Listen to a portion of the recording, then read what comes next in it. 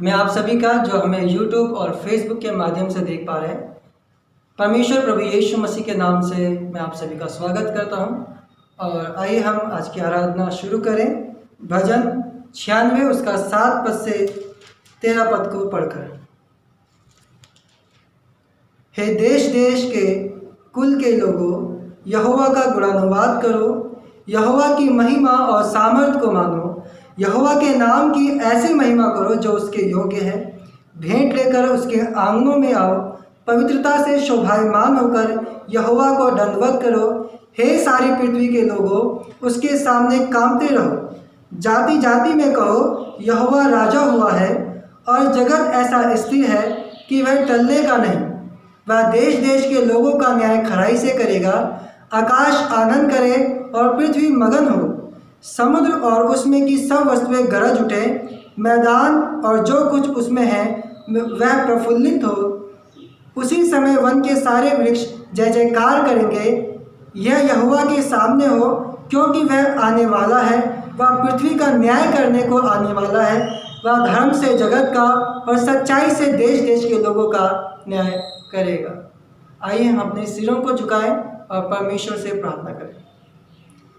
अनुग्रहकारी दयालु पिता, हम आपके सम्मुख आते हैं परमेश्वर, और आपके बड़े नाम की स्तुति करते हैं प्रभु, और हम आपकी आराधना करते हैं परमेश्वर, और धन्यवाद देते हैं प्रभु आज के इस दिन के लिए जो आपने हमें दिया है परमेश्वर। धन्यवाद देते हैं आपकी दया और करुणा के लिए, आपके प्रेम के लिए प्रभु।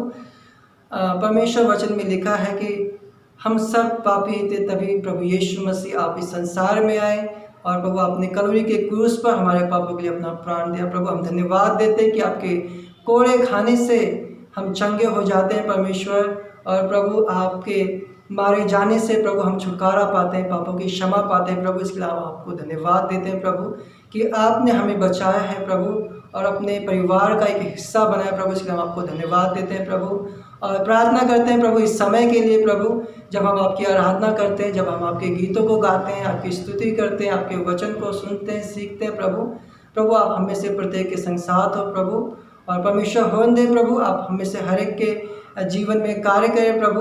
और हम चाहते हैं प्रभु हम आपके नाम को ऐसी महिमा दें जिसके आप योग्य हैं प्यारे परमेश्वर।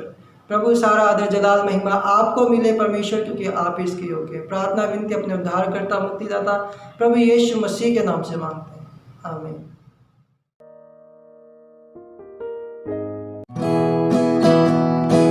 आइए हम खुदावन की तारीफ करें, उसके नाम को धन्य कहें, क्योंकि वो धन्य परमेश्वर है।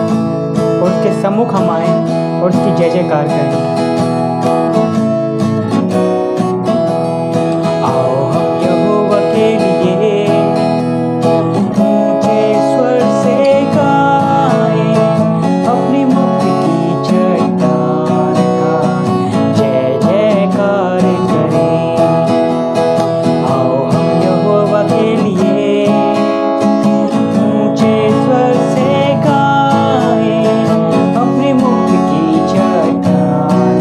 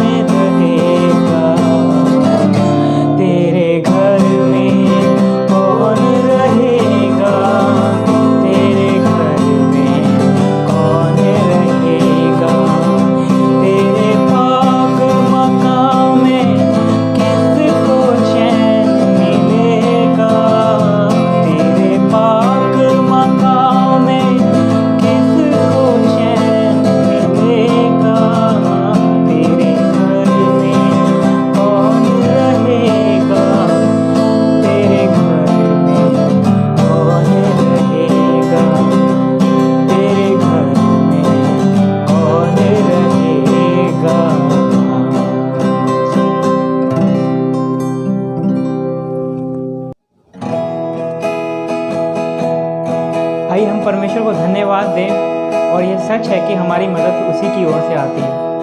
सब कुछ उसी ने रचा है और हम भी उसी के बनाए हुए हैं। आइए खुदावन को दिल से इबादत दें।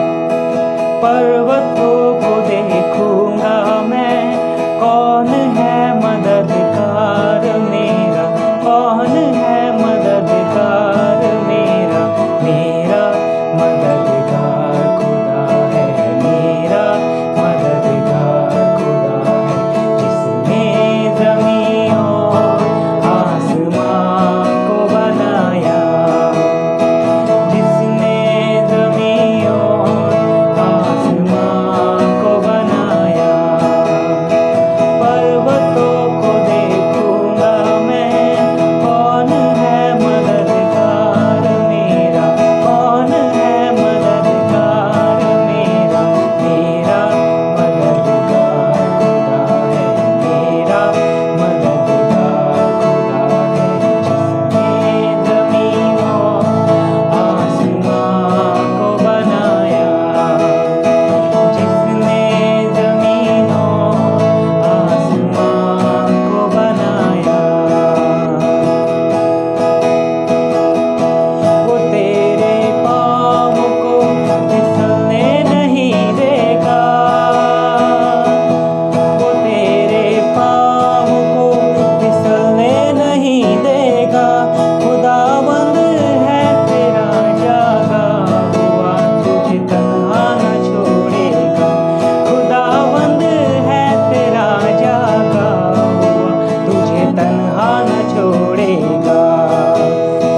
मेरा निगहबान खुदा है, मेरा निगहबान खुदा है। जिसने ज़मीन और आसमान को बनाया, जिसने ज़मीन और आसमान को बनाया। पर्वतों को देखूंगा मैं, कौन है मददगार मेरा, कौन है मददगार मेरा, मेरा मददगार खुदा है, मेरा मददगार खुदा है। जिसने ज़मीन और आसमान को बनाया, जिसने ज़मीन और आसमान को बनाया। तेरी जान को भला छू भी न पाएगी, तेरी जान को भला छू भी न पाएगी। नगर में चांद सूरज की कभी तुझको जलाएगी, नगर में चांद सूरज की कभी तुझको जलाएगी। मेरा साहिबा खुदा है, मेरा साहिबा खुदा है। जिसने ज़मीन और आसमान को बनाया, जिसने ज़मीन और आसमान को बनाया। पर्वतों को देखूंगा मैं, कौन है मददगार मेरा। पर्वतों को देखूंगा मैं, कौन है मददगार मेरा, मेरा मददगार खुदा है, मेरा मददगार खुदा है। जिसने ज़मीन और आसमान को बनाया, जिसने ज़मीन और आसमान को बनाया।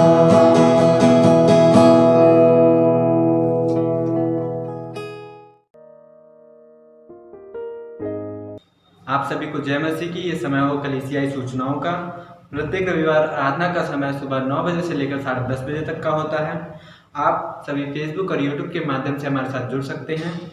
हमारा फेसबुक और यूट्यूब अकाउंट है BBCF सोनिया विहार सत्संग दिल्ली। आप आराधना का वीडियो वहाँ से देख सकते हैं।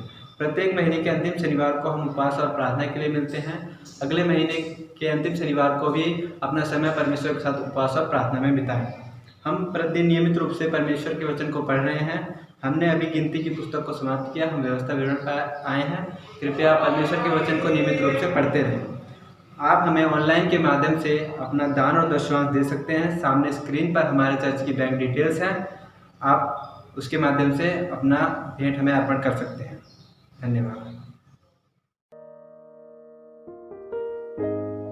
आइए इस समय में हम हमारी प्रार्थनाओं को परमेश्वर के सम्मुख लेके चलें। अपने हाथों को जोड़ेंगे और आंखों को बंद करेंगे और कहेंगे, हे जीवित परमेश्वर के पुत्र प्रभु यीशु मसीह, मुझ पापी पर दया करें। सर्वशक्तिमान, सर्वप्रथम हम आपका धन्यवाद करते हैं प्रभु जी कि आप स्वर्ग के सिंहासन पर विराजमान हैं और हर एक परिस्थितियाँ खुदावंत आपके हाथों में हैं। इसके लिए हम धन्यवाद करते हैं प्रभु जी कि आप अपने लोगों को निरंतर पिता अपनी सुधि में रखते हैं। इसके लिए हम धन्यवाद करते हैं। हम धन्यवादी हैं प्रभु कि आपकी अद्भुत बुद्धि से इस आकाश की और पृथ्वी की रचना करी गई। इसके लिए हम आपका धन्यवाद करते हैं प्रभु जी। धन्यवादी हैं प्रभु कि हम आपको जानते हैं, जो सर्वोत्तम राजा है, जो महान है, अद्भुत युक्ति करने वाला है। प्रभु यीशु, हम आपका धन्यवाद करते हैं आपके इस महान प्रेम के लिए जो आपने कलवरी क्रूस पर दिखाया था। इसके लिए हम धन्यवाद करते हैं प्रभु, जो मानव जाति के छुटकारे का कारण है। इसके लिए हम धन्यवाद करते हैं कि आपने पिता परमेश्वर हमें बचाया उस माध्यम से। इसके लिए मैं आपका धन्यवाद करता हूँ प्रभु जी। इस समय मैं धन्यवादी हूँ हमारे लोगों के लिए, हमारी कलीसिया के लोगों के लिए और इस वीडियो को देखने वालों के लिए धन्यवाद करते हैं प्रभु कि हम सभी मिलकर आपकी स्तुति और आराधना प्रभु जी अपने जीवनों में कर रहे हैं। इसके लिए हम धन्यवाद करते हैं प्रभु जी। हम धन्यवादी हैं पिछली आराधना सभा के लिए कि हम प्रभु उसमें आपके वचन से सीख पाए, आपके प्रेम को देख पाए और सुसमाचार को देख पाए। इसके लिए प्रभु जी हम धन्यवाद करते हैं। धन्यवादी हैं पिता परमेश्वर कि आपने ऐसे माध्यम हमारे सामने दिए हैं जिससे प्रभु हम आपकी आराधना और स्तुति जहाँ कहीं भी हम हैं वहाँ रह के प्रभु जी कर पाते हैं। इसके लिए हम धन्यवाद करते हैं। धन्यवादी हैं प्रभु कि हम लोगों की सहायता कर पा रहे हैं जिस प्रकार से आपने हमें सिखाया भी है। इसके लिए प्रभु जी हम आपका हृदय से धन्यवाद करते हैं। प्रभु हम सर्वप्रथम आपके सम्मुख आते हैं। हम चाहते हैं प्रभु कि आप हमारे हृदय को साफ करें, शुद्ध करें, अपने लहू के द्वारा पवित्र करें ताकि हम आपकी उपस्थिति में बैठने के योग्य बन सकें। प्रभु हम आप सब कुछ आपके हाथों में सौंपते हैं। हम आपसे विनती करते हैं प्रभु आप दया करें, अनुग्रह करें। इस समय पिता परमेश्वर हम धन्यवादी हैं भाई अमित के लिए जिनका ऑपरेशन था वो अच्छे से प्रभु जी हो सका, जबकि उनके लिए प्रार्थनाएं की गई। पिता परमेश्वर आपने सुना, हाँ और आमीन में उत्तर दिया। इसके लिए प्रभु जी हम धन्यवादी हैं। धन्यवादी हैं बहन उषा के लिए, धीरज की मम्मी के लिए प्रभु धन्यवाद करते हैं, जबकि वो भी काफ़ी लंबे समय से एक पीड़ा में थी और आपने उन्हें भी वहाँ से निजात दी। इसके लिए प्रभु जी हम धन्यवाद करते हैं कि आपने उन्हें उस प्रॉब्लम से प्रभु जी छुड़ाया। धन्यवादी हैं पूजा के जीवन के लिए प्रभु जी। धन्यवादी हैं कि आप उसे निरंतर अपने उत्साह में, अपने आनंद में बनाए रखते हैं। इसके लिए हम धन्यवाद करते हैं प्रभु जी। हम दीपा के लिए धन्यवाद करते हैं जिसके जीवन में प्रभु आपने एक नए वर्ष को जोड़ा पिछले दिनों में। उसके लिए प्रभु जी हम धन्यवादी हैं पिता परमेश्वर कि वो आप पर भरोसा रखती है, आप पर विश्वास रखती है। प्रार्थना करते हैं उसके जीवन के लिए कि आने वाले समय में प्रभु जी वो पूर्णतः रूप से प्रभु जी आपको आदर और महिमा दें और होंदे पिता परमेश्वर आपकी सच्चाई को अपने जीवन में ले सकें। और प्रार्थना करते प्रभु कि इस माध्यम से प्रभु जी अपने उसका घराना प्रभु जी बचाया जाए। मैं आपसे विनती करता हूँ प्रभु आप दया करें, अनुग्रह करें। इसी प्रकार हम प्रार्थना करते हैं प्रतीक के परिवार के लिए, प्रतीक के जीवन के लिए, उसके भाई बहनों के लिए, माता पिताओं के लिए। धन्यवाद करते हैं पिता परमेश्वर कि उन सभी को आप अपने में सुरक्षित रखें, उनके साथ हों, वचन में आप उनके साथ हो और उनके जहाँ कहीं भी वो जाते हैं पिता परमेश्वर इस दौरान आप उनके साथ उनकी अगुवाई करें। पिता परमेश्वर मैं आपसे विनती करता हूँ प्रभु आप दया करें। संगीता बहन के लिए हम प्रार्थना करते हैं कि उसे आप स्वस्थ रखें, जबकि जुकाम और खांसी की समस्या है।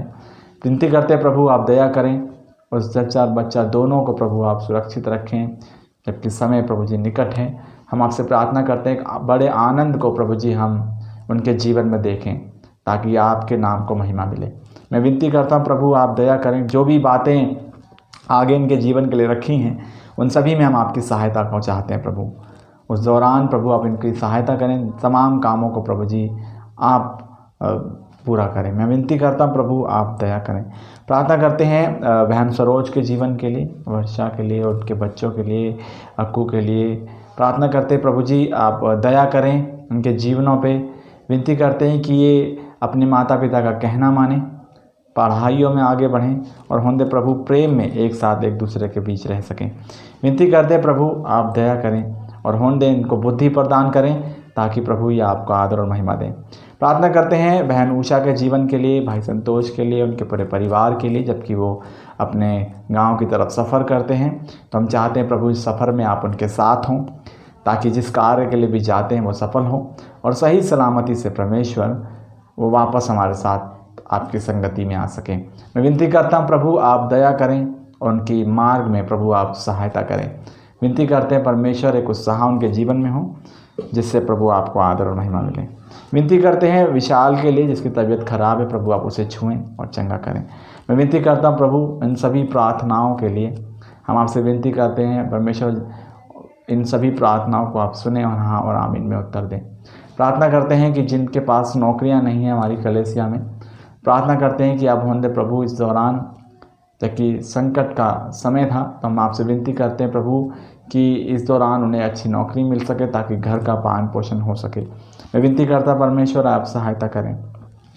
प्रार्थना करते हैं बच्चों के लिए, जवानों के लिए जो अपने एग्ज़ाम्स का लिख रहे हैं, अपने एडमिशन्स के लिए तैयारियां कर रहे हैं, उनके लिए भी हम आपसे प्रार्थना करते हैं कि प्रभु आप उन्हें भी समझ और बुद्धि दें ताकि प्रभु वो उसमें सफल हो सके और प्रभु आपके नाम को महिमा दें। इन सभी को प्रभु सर्वप्रथम हम आपसे विनती करते हैं इन सभी को आप शैतान के चाल से बचाएं, पाप में गिरने से बचाएं। मैं आपसे प्रार्थना करता हूं प्रभु आप दया करें, हम सभी को आप संभालें, हम सभी जवान भाई बहनों को आप संभालें, हम सभी पर आप दया करें, हमारे लोगों पर आपकी दया हो क्योंकि हम चाहते हैं पिता परमेश्वर कि आप हमारे साथ हो और आपकी दया हमारे साथ हो। सब कुछ आपके हाथों में समर्पित करते हैं इसी विश्वास के साथ कि आपने हमारी प्रार्थना को सुना है। धन्यवाद ही हैं पिता परमेश्वर कि अपने लोगों की आप निरंतर सुधि रखते हैं और निरंतर उनकी ओर निहारते हैं। हम आपके सम्मुख आते हैं, इस पूरी सभा को आपके नाम से आशीषित करते हैं प्रभु। हम चाहते हैं आपका साथ सभी के साथ हो। धन्यवाद ही हैं प्रभु इन तमाम प्रार्थनाओं के लिए।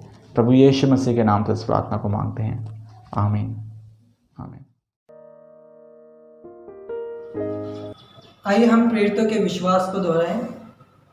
मैं विश्वास रखता हूँ सर्व सामर्थी पिता परमेश्वर पर जिसने आकाश व पृथ्वी की रचना की और उसके इकलौते पुत्र हमारे प्रभु यीशु मसीह पर कि वह पवित्र आत्मा की सामर्थ्य से देहधारी होकर कुंवारी मरियम से उत्पन्न हुआ, पेंतुस पिलातुस के राज्य में दुख उठाया, क्रूस पर चढ़ाया गया, मारा गया, गाड़ा गया, अधलोक में गया, तीसरे दिन मृतकों में से जी उठा, आकाश पर चढ़ गया और सर्व सामर्थी पिता परमेश्वर के दाहिनी हाथ बैठा है, जहाँ से वह जीवितों व मृतकों का न्याय करने के लिए आएगा।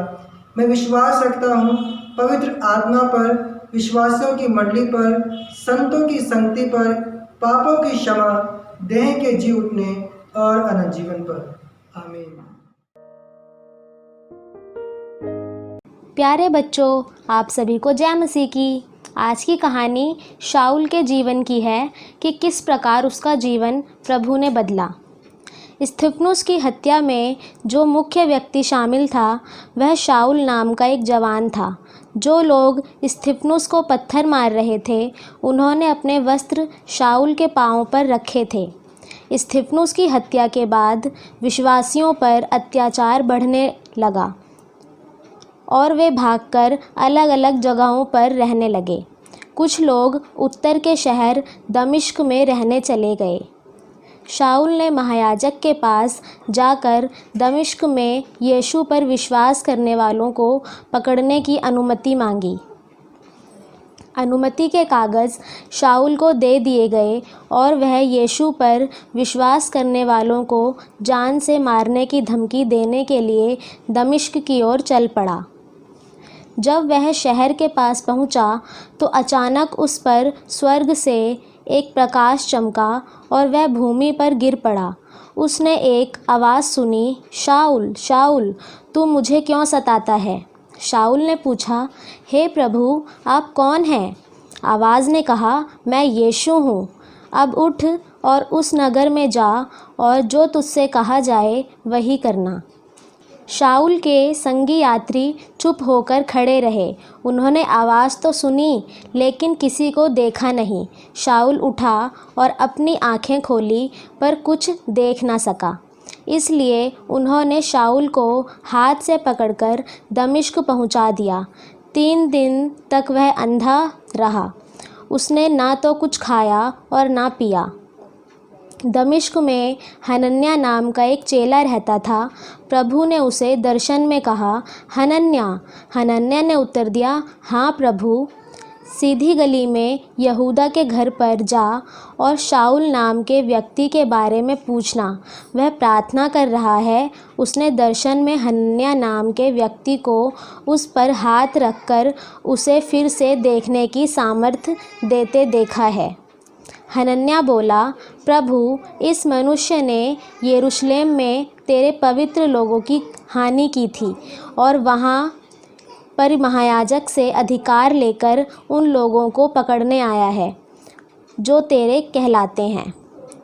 लेकिन प्रभु ने हनन्याह से कहा, जा, क्योंकि मैंने शाऊल को केवल यहूदियों ही नहीं बल्कि अन्य जातियों और राजाओं के सामने भी अपने नाम का प्रचार करने के लिए चुना है। मैं उसे यह भी दिखाऊंगा कि वह मेरे नाम के लिए कितना अत्याचार सहेगा। हनन्याह ने उस घर पर जाकर शाऊल पर अपने हाथ रखे। उसने उससे कहा, शाऊल, जिस यीशु को तूने यहाँ आते समय मार्ग में देखा था, उसी ने मुझे तेरे पास भेजा है ताकि तू देखने लगे और पवित्र आत्मा से भर जाए। तुरंत कुछ छिलके जैसा शाऊल की आँखों पर से नीचे गिरा और वह देखने लगा। शाऊल ने उठकर बपतिस्मा लिया। उसके बाद उसने भोजन करके अपना बल फिर से प्राप्त किया। शाऊल कुछ दिनों के लिए चेलों के साथ दमिश्क में ही रहा जिन्हें वह पकड़ने के लिए आया था। शाऊल ने तुरंत आराधनालयों में जाके यीशु के परमेश्वर का पुत्र होने का प्रचार आरंभ कर दिया। सुनने वाले चकित होकर पूछने लगे, क्या यह वही मनुष्य नहीं जिसने यरूशलेम में मसीहियों के लिए परेशानियां खड़ी की थी और यहाँ भी उन्हें पकड़ने के लिए ही आया था। शाऊल ने सामर्थ्य से भरकर उन्हें यीशु के मसीह होने के बारे में समझाया और वह इसी प्रकार से प्रभु का कार्य करता चला गया। आज की कहानी यही थी। धन्यवाद। आइए, अब वो समय है कि हम परमेश्वर के वचन की ओर चलें और मेरे साथ निकालेंगे भजन संहिता उसका 95 भजन 95 और परमेश्वर के जीवित वचन में इस प्रकार से लिखा है, आओ हम यहोवा के लिए ऊंचे स्वर से गाएं, अपने उद्धार की चट्टान का जय जयकार करें। हम धन्यवाद करते हुए उसके सम्मुख आएं और भजन गाते हुए उसका जय जयकार करें, क्योंकि यहोवा महान ईश्वर है और सब देवताओं के ऊपर महान राजा है। पृथ्वी को गहरे स्थान उसी के हाथ में है और पहाड़ों की चोटियां भी उसी की हैं। समुद्र उसका है और उसी ने उसको बनाया और स्थल भी उसी के हाथ का रचा है। आओ हम झुककर दंडवत करें और अपने कर्ता यहोवा के सामने घुटने टेकें, क्योंकि वही हमारा परमेश्वर है और हम उसकी चराई की प्रजा और उसके हाथ की भेड़ें हैं। भला होता कि आज तुम उसकी बात सुनते। अपना अपना हृदय ऐसा कठोर मत करो जैसे मरीबा में और वह मस्सा के दिन जंगल में हुआ, जब तुम्हारे पुरखों ने मुझे परखा। उन्होंने मुझको जांचा और मेरे काम को भी देखा। 40 वर्ष तक मैं उस पीढ़ी के लोगों से रूठा रहा और मैंने कहा, ये तो भटकने वाले मन के हैं और इन्होंने मेरे मार्ग को नहीं पहचाना। इस कारण मैंने क्रोध में आकर शपथ खाई कि ये मेरे विश्राम दिन में कभी प्रवेश ना करने पाएंगे। आइए हम प्रार्थना करें। खुदावंद यीशु, धन्यवादी हैं आज के इस वचन के लिए, भजन 95 के लिए हम धन्यवादी हैं प्रभु कि हमने पढ़ा और मैं आपसे प्रार्थना करता हूँ सर्वशक्तिमान परमेश्वर की आपका जीवन, जो आपका वचन जो हमें जीवन देता है प्रभु जी, हम आपसे प्रार्थना करते हैं कि आप हम पे दया करें ताकि हम इसमें आगे बढ़ सकें। मैं आपसे विनती करता हूँ प्रभु, आप दया करें, अनुग्रह करें। सब कुछ आपके हाथों में सौंपते हैं। आज के वचन के लिए हम आपसे प्रार्थना करते हैं प्रभु कि आप हमारी सहायता करें ताकि प्रभु जी हम आपके वचन से सीख सकें और सारा महिमा, सारी आदर प्रभु हम आपको दे सकें। हमारे जीवनों में सुधार आ सके प्रभु, ताकि हम आपके प्रति वफादार और आपके प्रति पिता परमेश्वर विश्वास योग्य रह सकें। आपसे विनती करता हूँ प्रभु, आप दया करें, अनुग्रह करें। सब कुछ आपके हाथों में सौंपते हैं, आगे की सभा को आपके हाथों में सौंपते हैं। विनती प्रार्थना हमारे उद्धारकर्ता मुक्तिदाता प्रभु यीशु मसीह के नाम से मांगते हैं, आमीन। हम अभी तक फिलिप्पियों की पत्री से सीख रहे थे कि सुसमाचार क्या है, लेकिन आज हम भजन संहिता की ओर चलेंगे। भजन संहिता 95 में, जैसा कि हमने अभी पहले इसको पढ़ा, तो आइए हम देखें कि परमेश्वर का वचन हमसे क्या बात करता है, हमें क्या सिखाता है, जिससे हम अपने जीवन में उसकी आराधना और स्तुति निरंतर करते चले जाएं। तो आज का जो शीर्षक है वो है महान परमेश्वर की आराधना करें। महान परमेश्वर की आराधना करें। पर सवाल उठता है कैसे? भजनकार किस तरह से बुलाता है और कैसे हम महान परमेश्वर की आराधना करें, इसको देखते हुए हम यहाँ दो बातों को देखेंगे। पहली बात, धन्यवाद और जय जयकार के साथ उसके पास आकर उसकी क्या करें? आराधना करें। और दूसरा, विश्वास के साथ परमेश्वर के पास आकर उसकी आराधना करें। धन्यवाद और जय जयकार के साथ, जो हम 1 से 7 में देखेंगे, उसके बाद विश्वास के साथ उसके पास आकर 7 से 11 पद में हम इसे देखेंगे। इस भजन में, जैसा हमने पढ़ा, इस भजन में भजनकार लोगों को परमेश्वर की आराधना और प्रशंसा करने को बुलाता है और साथ ही साथ वो हमें विश्वास के साथ उसकी सुनने के लिए भी बोलता है, ताकि हम अपने मन को बिना कठोर किए हुए उस पर विश्वास कर सकें, उसकी सुन सकें। ये भजन परमेश्वर को जानने के लिए बुलाता है, उसको समझने के लिए बुलाता है, क्योंकि हमारा परमेश्वर महान परमेश्वर है। वो सर्वोत्तम राजा है, वो स्वर्ग के सिंहासन पर विराजमान है, वो अद्भुत युक्ति करने वाला परमेश्वर है। और उसी की आराधना करने के लिए भजनकार हम सभी को क्या करता है? बुलाता है। ये भजन हमें चेतावनी भी देता है कि हम उस गलती को ना करें जिसको लोगों ने मूसा के समय में, जंगल में भटकने के समय में किया था, जिससे लोग परमेश्वर के विश्राम में प्रवेश नहीं कर पाए थे। जहां प्रतिज्ञा किए हुए देश की ओर जाते हुए इज़राइलियों को पीने का पानी नहीं मिलने पर उन्होंने मूसा और परमेश्वर के विरुद्ध बलवा किया, उससे झगड़ा किया, उसको कोसा।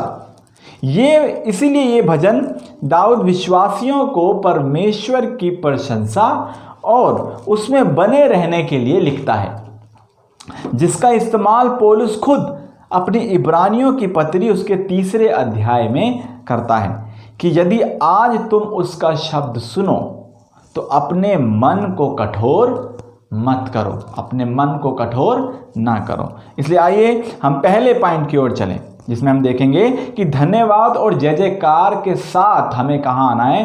महान परमेश्वर की स्तुति आराधना करने के लिए उसके पास आना है। कैसे हम उसकी आराधना करें? धन्यवाद और जय जयकार के साथ उसके पास आकर।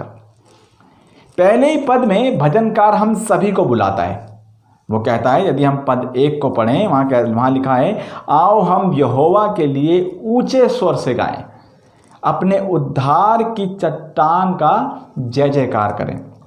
हम धन्यवाद करते हुए उसके सम्मुख आएं और भजन गाते हुए उसका जय जयकार करें। वो बुलाता है, कहते हैं आओ हम यहोवा का जय जयकार करें। वो बुलाता है। और कैसे जय जयकार करें? ऊंचे स्वर से परमेश्वर के लिए गाएं, उसकी जय जयकार करें। लेकिन क्यों हम उसकी जय जयकार करें?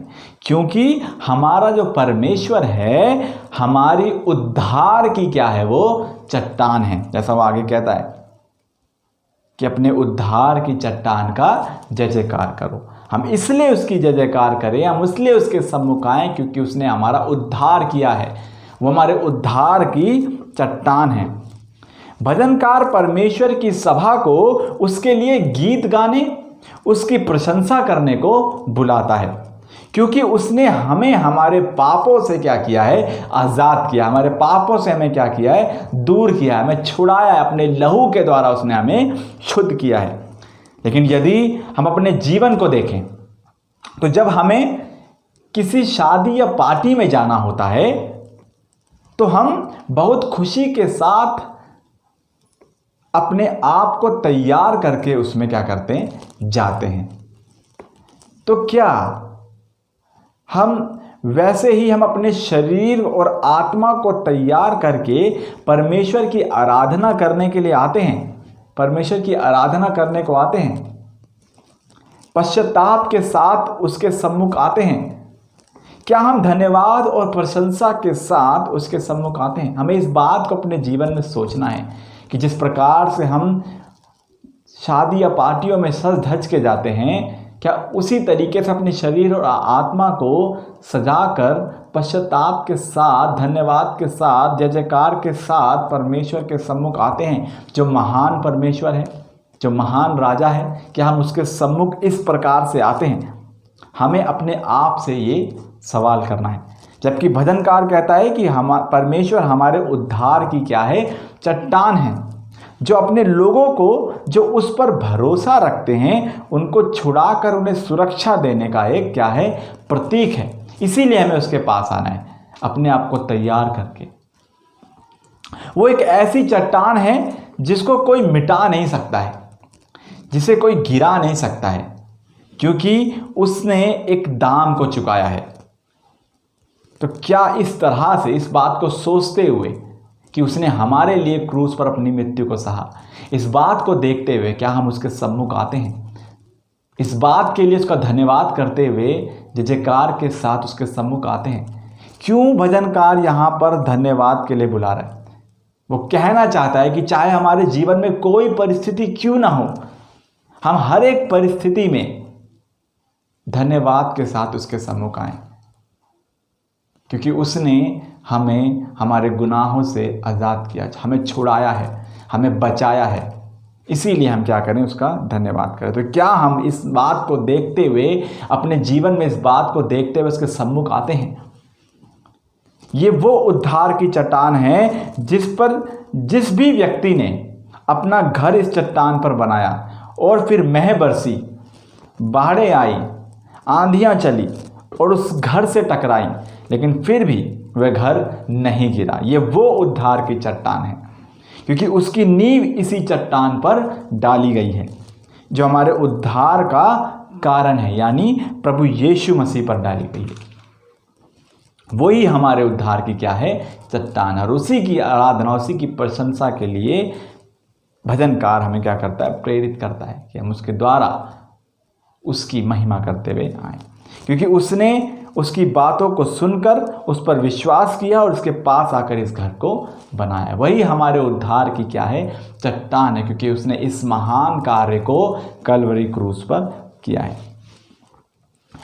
जैसा हम आगे भी पढ़ते हैं नए नियम में, वहाँ लिखा है, किसी दूसरे के द्वारा उद्धार नहीं, क्योंकि स्वर्ग के नीचे मनुष्य में और कोई दूसरा नाम नहीं दिया गया जिसके द्वारा हम उद्धार पा सके। इसीलिए हमें उसके क्या आना है? पास आना है, क्योंकि वो हमारा उद्धार की चट्टान है, वो हमारा मार्ग है जो हमें परमेश्वर पिता से मिलाता है। सिर्फ यीशु ही वो नाम है जो हमारी आत्मिक चट्टान है, जो हमारे उद्धार की चट्टान है, जिसमें से हम विश्वास करने वालों ने आत्मिक जल पिया है, जिसने हमें पवित्र आत्मा दिया है, जिसने हमारी आत्मा को परमेश्वर से संजोया है।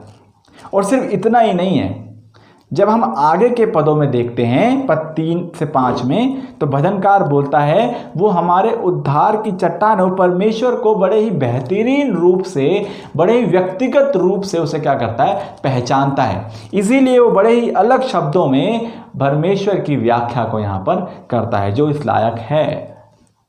इसीलिए उन सभी बातों को लिखता है। 3 से जब हम 5 पद में आते हैं तो वहाँ वो कहता है कि वो हमारे उद्धार की चट्टान है, जैसा उसने कहा। वो कहता है वो महान ईश्वर है, वो महान है, सर्वोत्तम है। वो कहता है वो महान राजा है, उसी ने सब कुछ बनाया है। चाहे समुद्र हो, पृथ्वी की गहराई हो, पहाड़ की चोटियां हो, भूमि हो, सब कुछ जो भी हम इस पृथ्वी पर देखते हैं, इस पृथ्वी के बाहर देखते हैं, वो सब कुछ उसी के हाथ से क्या हुआ है, रचा हुआ है। वो महान है। इसीलिए हमें जय जयकार के साथ और धन्यवाद के साथ उसके सम्मुख आना है, महान परमेश्वर के पास आना है, क्योंकि उसने इस समस्त पृथ्वी की रचना करी और हमें अपने हाथों से बनाया है। जैसा यशायाह उसके 44 अध्याय के 24 पद में भी लिखा है। यशायाह कहता है, यहोवा तेरा उद्धार करता जो तुझे गर्भ ही से बनाता आया है। यूँ कहता है, मैं यहोवा ही सबका बनाने वाला हूँ, जिसने अकेले ही आकाश को ताना और पृथ्वी को अपनी ही शक्ति से फैलाया है। इसीलिए भजनकार इन बातों को यहाँ पर लिखता है ताकि हम समझें कि हम किस परमेश्वर की आराधना करते हैं, वो कौन है जिसकी हम आराधना करते हैं, और क्यों हमें और कैसे हमें उसके पास आना है, क्यों हमें उसकी जय जयकार करनी है। इसीलिए इन सभी बातों को यहाँ वो याद दिलाता है कि वो महान परमेश्वर है, वो महान राजा है, वो उद्धार करता है। इसीलिए हमें जय जयकार के साथ उसके सम्मुख आना है। हमें एक बात समझना जरूरी है कि यीशु के लहू को बहाए जाने के द्वारा से हमें क्या मिला है और क्यों हमें उसके पास आना है। क्यों यीशु ने इसलिए लहू बहाया, ताकि हमारा मेल मिलाप परमेश्वर पिता से हो जाए, हम वापस उसकी संगति में, उसकी उपस्थिति में आ जाए। क्यों हमें इस बात को समझना है। पुराने नियम में हर कोई परमेश्वर के नज़दीक नहीं जा सकता था, उसके सम्मुख जाना कोई आसान कार्य नहीं था, और ना ही प्रभु खुद जल्दी किसी से बातचीत करता था। परमेश्वर सिर्फ अपने नबियों से ही बातें करता था, उनकी सुनता था, जिसको वो चुनता था उसी को अपनी बात क्या करता था, बोलता था। परमेश्वर के सम्मुख जाना पुराने समय में, पुराने नियम में कोई आसान कार्य नहीं था। एक मनुष्य अपने पाप को लेकर पवित्र परमेश्वर की संगति में नहीं जा सकता था। अगर हम देखें, जल प्रलय के दौरान भी प्रभु यीशु ने, परमेश्वर ने नूह से बातें की। और जब हम देखते हैं दानियल के जीवन को भी, कि जब वो 3 दिन में 3 बार प्रार्थना किया करता था, तो उसकी खिड़की यरूशलेम की ओर खुली रहती थी, क्योंकि इजरायलियों को यह विश्वास था कि जब हम यरूशलेम की तरफ मुँह करके प्रार्थना करेंगे तो हमारी प्रार्थना सुनी जाएगी। तो इसीलिए वो उस तरफ को मुँह करके क्या करता था, प्रार्थना करता था। इसलिए मुश्किल था कि प्रभु अपनी बात हर किसी को कहे या सुनाए। ये अब इस समय में ये मुश्किल नहीं है। आज हम विश्वासी इतने आशीषित हैं कि हम कभी भी, कहीं भी, किसी भी जगह पर प्रार्थना कर सकते हैं, और परमेश्वर हमारी प्रार्थना को सुनता है, हमारी प्रार्थनाओं का उत्तर देता है। हम उसके नज़दीक आ सकते हैं, उसकी उपस्थिति में समय बिता सकते हैं। पुराने नियम में ये संभव नहीं था, लेकिन अब जब प्रभु यीशु मसीह ने कलवरी क्रूस पर हमारे पापों का दाम चुका दिया, अब ये संभव है कि हम कहीं भी, किस जगह पे भी, किसी भी परिस्थिति में, चाहे हम कहीं पर भी क्यों ना हो, हम उससे प्रार्थना कर सकते हैं, और वो हमारी प्रार्थनाओं को सुनता है और उसका उत्तर देता है। इसीलिए हमें उसकी उपस्थिति में आना है, क्योंकि ये सब कुछ प्रभु यीशु मसीह के द्वारा संभव हो सका, क्योंकि उसने कलवरी क्रूस पर अपने लहू को बहाकर हमें पिता के नज़दीक ला दिया, हमारे गुनाहों का दाम अपने ऊपर ले लिया, ताकि हमारा मेल मिलाप पिता परमेश्वर से हो जाए। आदम के समय में जो रिश्ता टूट गया था, अब यीशु के समय में वो रिश्ता जुड़ गया है। वो पर्दा जो हमारे पापों के कारण से परमेश्वर और हमारे बीच में था, एक दीवार की तरह था, उसको प्रभु ने 2 टुकड़ों में कर दिया, ताकि जहाँ कोई नहीं जा सकता है, वहाँ हम विश्वासी जो यीशु पर विश्वास करते हैं, जो धन्यवाद के साथ उसके सम्मुख आते हैं, जो जय जयकार के साथ उसके सम्मुख आते हैं, वो उसके पास आ सकें, वो उसके पास जा सकें। इसीलिए भजनकार यहाँ बुलाता है, आओ हम यहोवा के लिए ऊंचे स्वर से गाएं। क्यों? क्योंकि अब हमारे पास वो समय है कि हम कहीं भी कभी भी उसके लिए उससे प्रार्थना कर सकते हैं। और ये सब कुछ प्रभु यीशु मसीह ने हमारे लिए क्या किया? संभव किया, पूरा किया, ताकि हमारा रिश्ता परमेश्वर के साथ जुड़ सके। आइए दूसरी बात को देखें, विश्वास के साथ परमेश्वर के पास आकर। पश्चात में भजनकार कहता है कि हम उसके पास आएं, क्योंकि वो ही हमारा परमेश्वर है, वो हमारा सच्चा चरवाहा है। हम उसकी चराई की प्रजा और उसके हाथ की भेड़ें हैं, जिससे वो बहुत प्रेम करता है। और भेड़ें चरवाहे के शब्दों को पहचानती है, उसकी सुनती है। और यदि सच में हम उसकी प्रजा की भेड़ें हैं और वो हमारा चरवाहा है, तो हम उसके शब्द को सुनेंगे और उसके पास आएंगे और अपने पापों से दूर रहेंगे। इसीलिए वो यहाँ पर कहता है 7 पद में कि वही हमारा परमेश्वर है और हम उसकी चराई की प्रजा और उसके हाथ की भेड़ें हैं। पद 7 के आखिरी भाग के बाद भजनकार एक चेतावनी के रूप में इस घटना को हमारे सामने लेके आता है। उन 40 वर्षों के समय में जो बीती थी, जब परमेश्वर अपने लोगों को अपने अद्भुत कामों के द्वारा से उनको गुलामी से निकाल लाया था, उस घटना को जब परमेश्वर ने इज़राइलियों को मिस्र की गुलामी से छुड़ाया था और वो उनको जंगल के रास्ते ले जाना चाहता था, उस घटना को यहाँ पर भजनकार जो है बताता है। वो बताता है कि हमें वो नहीं करना है जो लोगों ने मरीबा और मस्सा के जंगल में किया था। उन्होंने अपने हृदय को कठोर करके परमेश्वर को परखा, उससे बलवा किया, झगड़ा किया और परमेश्वर के मार्ग को नहीं पहचाना। देखिए क्या लिखा है 7 के आखिरी भाग के और 8वें पद में। वहाँ लिखा है, भला होता कि आज तुम उसकी बात सुनते, अपना अपना हृदय ऐसा कठोर मत करो जैसे मरीबा में व मस्सा के दिन जंगल में हुआ था, कि जब तुम्हारे परखुओं ने मुझे परखा, उन्होंने मुझको जांचा और मेरे काम को भी देखा।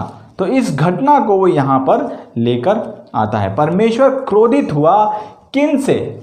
उन लोगों से जिनके मन परमेश्वर के चिन्हों को देखते हुए बचा लिए जाने के बाद भी सदा भटकते रहे। उन्होंने परमेश्वर के कार्य को देखा, उन्होंने परमेश्वर के अद्भुत चिन्हों को देखा, उन्होंने देखा कि किस प्रकार से परमेश्वर ने लाल समुंदर को 2 भाग में कर दिया, लेकिन उसके बावजूद भी उन्होंने अपने हृदय को क्या किया? कठोर किया। अपने हृदय को कठोर किया और अनाज्ञाकारिता में, अविश्वास में परमेश्वर को क्या किया? कोसा, उससे झगड़ा किया, उससे बलवा किया। तभी परमेश्वर उनसे क्रोधित हुआ, उन लोगों से जिनके मन परमेश्वर के चिन्हों को देखते हुए भी बचा लिए जाने के बाद भी सदा भटकते रहे। जैसा पद 10 में लिखा है कि ये तो भरमाने वाले मन के हैं और इन्होंने मेरे मार्ग को नहीं पहचाना। उन्होंने उसके मार्ग को नहीं जानना चाहा और परमेश्वर ने उनके अविश्वास के कारण से शपथ खाई कि वह उसके विश्राम दिन में कभी भी प्रवेश करने नहीं पाएंगे। और सचमुच जिन्होंने अपने जीवन को अनाज्ञाकारिता में बिताया, उस समय में अविश्वास में बिताया, वो परमेश्वर के विश्राम में प्रवेश नहीं कर पाए, उस देश में प्रवेश नहीं कर पाए जिस देश में परमेश्वर उनको लेके जा रहा था। तो क्या आज का दिन बदल गया है? पद 7 और 8 में भजनकार एक बात को बोलता है कि आज तुम उसकी बात सुनो तो अपने अपने हृदय को कठोर मत करो। आज जब तुम उसकी बात को सुनो तो अपने अपने हृदय को कठोर मत करो, जैसे मरीबा या मस्सा के दिन जंगल में लोगों ने किया था। वो स्पष्ट कहता है कि यदि हम आज के दिन, अभी इसी समय, कल या परसों की बात यहाँ पर भजनकार नहीं करता, यदि आज अभी इसी समय हम उसकी बात को सुने, उसके वचन को सुने, आज ही जब उसके शब्द को सुने, जब वो हमसे बोले, तो हमें अपने हृदय को कठोर नहीं करना है। उसके वचन को हमें अनसुना नहीं करना है। यदि आज ऐसी कोई आदत हमारे अंदर है जिसे परमेश्वर हमारे अंदर नहीं देखना चाहता और वो कहता है कि हमें इसे अपने जीवन से दूर करना है, तो हम उसकी आवाज़ को, उसके वचन को सुने और हम इस बात को देखें और हमें उसे अपने जीवन से निकालना है, जिसे परमेश्वर हमारे अंदर नहीं देखना चाहता है, जिसे परमेश्वर हमारे अंदर पसंद नहीं करता है। क्योंकि हमें अविश्वासी नहीं परंतु विश्वासी बनना है। हमें उन लोगों के समान नहीं बनना है जिन्होंने अविश्वास के कारण अपने जीवन को खो दिया, परंतु हमें विश्वासी बनना है ताकि हम जीवन में प्रवेश कर सकें, परमेश्वर के भवन में प्रवेश कर सकें और परमेश्वर हमारे अंदर पवित्रता में वास कर सके। क्योंकि पाप एक ऐसा मार्ग है जो हमें पवित्र परमेश्वर से दूर लेके जाता है। इसीलिए हमें उस मार्ग को छोड़ना है, उस पाप मार्ग को छोड़ना है। यदि हम इब्रानियों के 13 उसके 12-3 में देखें, वहाँ लिखा है कि हे भाइयों, चौकस रहो कि तुम में ऐसा बुरा और अविश्वासी मन ना हो जो तुम्हें जीवते परमेश्वर से दूर हटा ले। वरन जिस दिन तक आज का दिन कहा जाता है, हर दिन एक दूसरे को समझाते रहो, ऐसा ना हो कि तुम में से कोई जन पाप के छल में आकर कठोर हो जाए। वहाँ स्पष्ट ये बात पौलुस क्या करता है, समझाता है कि हे भाइयों, हमें क्या रहना है, चौकस रहना है कि तुम में ऐसा बुरा और अविश्वासी मन ना हो जो तुम्हें जीवते परमेश्वर से दूर हटा ले जाए। तो हमारे अंदर ऐसा मन ना हो जिससे कि हम परमेश्वर से दूर हो जाएं। वरन जिस दिन तक आज का दिन कहा जाता है, हर एक दूसरे को समझाते रहो, एक दूसरे को समझाते रहो, क्योंकि अपने हृदय को कठोर करने का जो अर्थ है वो है वचन को सुनकर भी अनसुना करना, परमेश्वर की आज्ञा को ना मानना। जैसा वो कहता है कि तुम पाप मत करो, झूठ मत बोलो, इधर की उधर मत करो, परमेश्वर की आज्ञा का पालन करो, आपस में प्रेम रखो, एक दूसरे के पापों को क्षमा करो, परमेश्वर का आदर करो, पवित्र आत्मा की संगति में आगे बढ़ो। इसीलिए यदि हम परमेश्वर की वचन को, उसकी आवाज़ को अपने अंदर सुनते हैं तो हमें अपने हृदय को कठोर नहीं करना है। यदि हम आज उसके शब्द को सुनते हैं, अभी उसके शब्द को सुनते हैं और ऐसी कोई आदत हमारे जीवन में है जो हमें परमेश्वर से दूर लेके जाती है, पाप के नज़दीक लेके जाती है, तो हमें उसे अपने जीवन से निकालना है, परमेश्वर की आवाज़ को सुनना है और मन को कठोर नहीं करना है। क्यों वो लोग परमेश्वर के विश्राम में प्रवेश नहीं कर पाए? क्यों परमेश्वर उनसे रूठा रहा? उनके अविश्वास और अनाज्ञाकारिता के द्वारा से। और आज भी, आज के समय में भी बहुत से विश्वासी अपने जीवन को अविश्वास और अनाज्ञाकारिता में बिताना पसंद करते हैं, क्योंकि उनको यही अच्छा लगता है। वो एक मजबूरी की तरह अपने साथ अपने पाप को लेकर चलते हैं, क्योंकि वो आज्ञाकारिता को अपने जीवन में लाना ही नहीं चाहते हैं, जिससे उनके पाप से उनको छुटकारा मिल सके। वो अपने समाधान पर, कि हम खुद इसका निपटारा कर लेंगे, उस समाधान पर भरोसा रखते हैं, बजाय इसके कि वो उस क्रूस पर किए गए उपाय की ओर देखें जो पूरी तरह से हमें आज़ाद कर देता है, हमारे पापों से हमें छुड़ा देता है। हमें ज़रूरत है कि हमें अपने समाधान की ओर नहीं, परंतु उस समाधान की ओर देखना है जो कलवरी क्रूस पर किया गया है, जो प्रभु यीशु मसीह ने लहू बहाकर हमारे लिए किया है। वो लोग जो परमेश्वर की आवाज़ को सुनते हुए भी अनसुना करते हैं, वो सोचते हैं कि हमें इससे, ये सब चीज़ें हमसे नहीं होगा, हम इसका समाधान कुछ खुद ही कर सकते हैं, हम अपने पाप से खुद ही बच सकते हैं, इसके लिए ये उपाय होगा, वो उपाय होगा। लेकिन हम उस उपाय की ओर नहीं देखते जिस उपाय के पास परमेश्वर ने हमें बुलाया है, प्रभु यीशु मसीह की ओर, क्योंकि उसने हमारे पापों का दाम कलवरी क्रूस पर चुकाया है।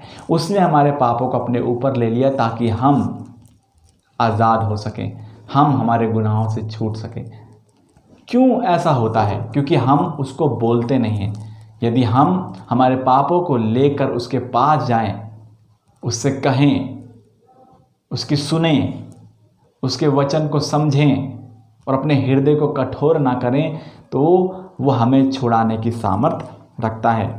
जैसा यीशु साफ साफ कहते हैं कि हे बोझ से दबे और थके हुए लोगों, मेरे पास आओ, मैं तुम्हें विश्राम दूंगा। हमें इस पाप के बोझ को हटाना है और इसको हटाने के लिए हमें यीशु से सहायता मांगनी है, क्योंकि वही है जो हमें हमारे गुनाहों से छुड़ा सकता है। हमें उसके पास आना है और उसकी जब हम आवाज़ को सुनते हैं, उसके वचन को जब हम सुनते हैं, तो हमें अपने हृदय को कठोर नहीं करना है परंतु नम्र करना है, ताकि हम उसकी पवित्रता में अपने जीवन को जी सके। तो कैसे हम आज के समय में उसके विश्राम में प्रवेश कर सकते हैं, जबकि वो लोग पुराने समय में अविश्वास के कारण प्रवेश नहीं कर पाए थे, अपनी अनाज्ञाकारिता के कारण प्रवेश नहीं कर पाए थे और परमेश्वर उनसे रूठा रहा। लेकिन आज के समय में कैसे हम विश्राम में प्रवेश कर सकते हैं? कैसे? प्रभु यीशु मसीह के द्वारा से, उस पर विश्वास करने के द्वारा से, उसके पास आने के द्वारा से, क्योंकि हमारे हृदय को साफ और शुद्ध करने की सामर्थ सिर्फ यीशु के पास ही है, जो हमारे जीवन को बदल सकता है, जो हमारी आत्मा को पाप करने से छुड़ा सकता है, जो हमारे शरीर को पाप करने से छुड़ा सकता है। सिर्फ उसी के पास से सामर्थ्य है, क्योंकि उसने इसका दाम चुकाया है। एक ही रास्ता है जिससे हम विश्राम में प्रवेश कर सकते हैं, यीशु पर विश्वास करने के द्वारा से और उसकी आज्ञा को मानने के द्वारा से, क्योंकि उसकी आज्ञा जो है वो कठिन नहीं है। परमेश्वर की आज्ञा कठिन नहीं है और वही है जो हमें इन सभी चीज़ों से छुड़ाता है। जैसा इब्रानियों 4 अध्याय में लिखा है कि जिन्हें उसका सुसमाचार पहले सुनाया गया, उन्होंने आज्ञा ना मानने के कारण उसमें प्रवेश नहीं किया। उन लोगों ने जिनको सुसमाचार सुनाया गया लेकिन उन्होंने आज्ञा को नहीं माना, इसीलिए वो परमेश्वर के विश्राम में प्रवेश नहीं कर पाए। पुराने समय में लोगों के लिए कठिन था, क्योंकि पाप के साथ हम परमेश्वर की उपस्थिति में नहीं जा सकते थे। पर अब हमारे पास एक ऐसा उपाय है जिसने पिता के क्रोध को, जगत के पापों को अपने ऊपर ले लिया, ताकि हम निर्दोष पाए जाएं। और इसके लिए यीशु ने अपना लहू बहाया ताकि हम बचाए जाएं। इसीलिए हमें उसके पास आना है और धन्यवाद करना है, जय जयकार के साथ आना है, क्योंकि उसने वो किया है जो किसी ने नहीं किया है। उसने आपके और मेरे लिए कलवरी क्रूस पर जान दी है और वो तीसरे दिन जी उठा ताकि हम निर्दोष पाए जाएं, विश्वास के द्वारा से, आज्ञाकारिता के द्वारा से। इसलिए जैसा इब्रानियों 4 अध्याय के 11 पद में भी लिखा है कि अतः हम उस विश्राम में प्रवेश करने का यत्न करें, ऐसा ना हो कि कोई जन उनके समान आज्ञा ना मानकर गिर पड़े। हमें प्रयत्न करते जाना है विश्राम में प्रवेश करने के लिए, ताकि हम उनके समान जो नहीं पहुंच पाए, जो गिर गए, हम भी उस समान ना गिर जाएं।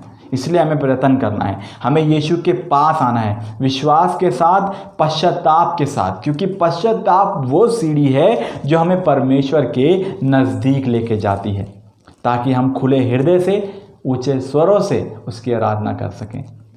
पश्चाताप के साथ उसके सम्मुख आना है, विश्वास के साथ उसके सम्मुख आना है, उसके वचन को सुनते हुए उसके सम्मुख आना है। यदि हमारे जीवन में कोई ऐसी बात है, ऐसी कोई आदत है जिसे हम नहीं छोड़ पाते हैं, हमें पश्चाताप के साथ परमेश्वर के पास आना है, यीशु के पास आना है, जो हमें इस काबिल बनाता है कि हम खुले हृदय से, ऊंचे स्वरों से, धन्यवाद के साथ और भजन गाते हुए उसके पास आ सकें, उसके साथ अपने जीवन को जी सकें, जिस तरह से भजनकार हम सभी को यहाँ पर बुलाता है। इसीलिए हम उसके पास आएँ, ताकि जो विश्राम हमारे लिए रखा हुआ है उसमें हम जय जयकार के साथ उसमें प्रवेश कर सकें और परमेश्वर की महिमा और अपने जीवन से उसको आदर दे सकें। इसीलिए भजनकार कहता है कि आओ हम यहोवा के लिए ऊंचे स्वर से गाएं। क्यों गाएं? क्योंकि उसने हमें हमारे गुनाहों से छुड़ाया है और वो महान राजा है, महान परमेश्वर है, उसने उद्धार का उपाय किया है। इसीलिए हमें उसके पास आना है ताकि हम उसके विश्राम में प्रवेश कर सकें। और सिर्फ वही मार्ग है, वही सत्य है, वही जीवन है जिसके द्वारा से हम विश्राम में प्रवेश कर पाएंगे।